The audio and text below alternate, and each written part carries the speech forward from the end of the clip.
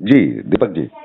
Sir, मैं दीपक बोल रहा हूँ लखीमपुर खीरी से। मैं आप एक स्वतंत्र पत्रकार हूँ जी। और लखीमपुर खीरी में एक बिजवा ब्लॉक पड़ता है जहाँ पर एक नरेगा कंप्यूटर ऑपरेटर है जो पिछले 13 सालों से ब्लॉक में डटा हुआ है।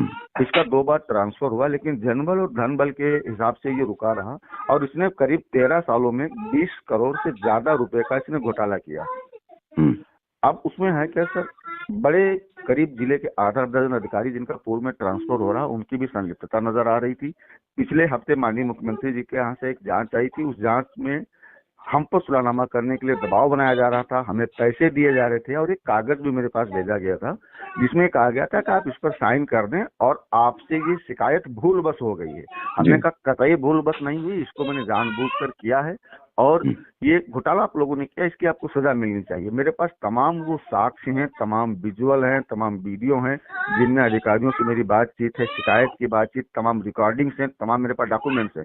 लेकिन उनके दबाव में जब मैं नहीं आया तो मुझ पर कल एक फर्जी धन उगाही का मुकदमा लिखवाया गया और रांची में मेरी गिरफ्तारी करा ली गई, जो कि सर निश्चित तौर पे लोकतंत्र के चौथे स्तंभ की हत्या है जी। तो इस वक्त आप कहाँ हैं? इस समय कहाँ से आप बात कर रहे हैं? मैं इसमें बीरा कोतवाली में हूँ सर। मेरी रात से गिरफ्तारी की गई, हार्ट का पेशेंट हूँ, मेरे बच्चे, मेरी बीबी, सब लोग घर पे परेशान है, लेकिन प्रशासन सुनने का नाम नहीं ले रहा। दबाव क्या कह रहे हैं वहाँ पुलिसकर्मी, क्या कह रहे हैं?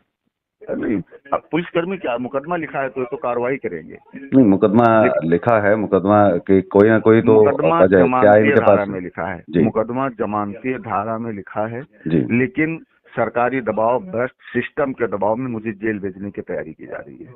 जी जी ठीक है। तो जमानत की क्या जो है आपकी बातचीत आगे हुई है?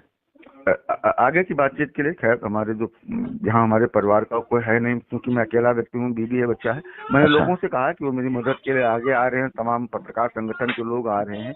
मैं सबसे बड़ी बात ये कह रहा हूँ कि मैं ना भ्रष्ट हूँ, ना बेईमान हूँ, ना मैंने पैसे मांगे, मैं आपके समक्ष। अच्छा, जो धन उगाही का जो आरोप लगाया जा रहा है उसमें कितनी सच्चाई है? क्योंकि मैं ये पूछना चाह रहा हूँ कि वो सच्चाई का मतलब ये होता है कि इन लोगों ने क्या, कौन सा ऐसा प्रूफ दे दिया कि एफआईआर लिख ली? क्योंकि एफआईआर के लिए तो 15 दिन तो अब तो नया जो बीएनएस और बीएनएस आया है, ये तो उसकी एक तरह से उसको कुचल करके संविधान के ऊपर पैर रख करके आगे बढ़ रहे हैं। मैं हूँ दोनों पार्टियों को बुलाओ, जांच करवा लो। अगर जांच में मैं साबित होता हूँ तो इससे 4 गुना ज्यादा मुकदमा लिखकर मुझे जेल भेजिए। जी, तो ये जो जांच करो। हाँ, अब एक अंतिम ये भी मैं पूछना चाहूंगा, ये जो आपकी लड़ाई है, जो सबूत है जो आप बता रहे हैं, वो सबूत कब आप खुलासा करेंगे? क्या आप उन्हें साझा भी करेंगे मीडिया के साथ में, या फिर आप उनको जो है खोलेंगे? जो रिकॉर्डिंग पड़ी है, जो आपके पास क्रम बाई जो है स्टेप बाय स्टेप जो चीजें आपने की हैं, तो उनको कब कब आपने शिकायतें भेजी, इन सब चीजों का पोर्टल से लेकर के? बिल्कुल। तो लड़ाई जो आगे है वो आप जारी रखेंगे कि जो दोषी हैं उनको जेल भिजवाने का पूरा प्रयास आपका रहेगा? पूरा प्रयास करेंगे, सारे डॉक्यूमेंट्स मीडिया के सामने रखेंगे और मैं चाहता हूं कि जो मेरे पे मुकदमा लिखा इसकी भी जांच हो, लेकिन जांच उसकी भी हो जो हम दिसंबर से लड़ रहे हैं। जी, हम दोनों पक्षों की जांच चाहते हैं। मैं चाहता हूं कि अगर मैंने पैसे मांगे हैं और वो साक्ष्य दें तो इससे 4 गुना मुकदमे में मुझे जेल भेजा जाए, लेकिन यदि नहीं मांगे और वो दोषी हैं तो कार्रवाई उन पर भी हो।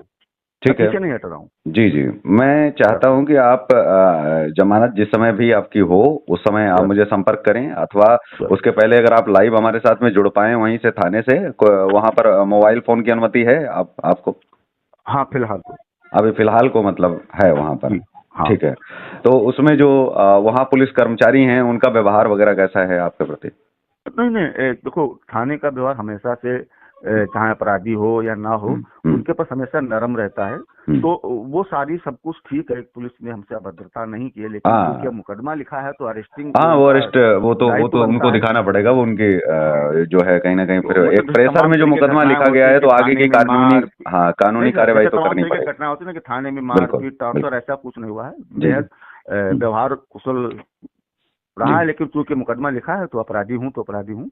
हाँ, नहीं अपराधी, उसमें आप अपराधी शब्द क्यों जोड़ते हैं? देखिए, मुकदमा लिखने भर से कोई अपराधी नहीं हो जाता है। मुकदमे तो ये अब 23 जनवरी की आप अगर जयंती मनाओगे और उम्मीद आप करोगे कि आपके साथ में जो है व्यवहार नेहरू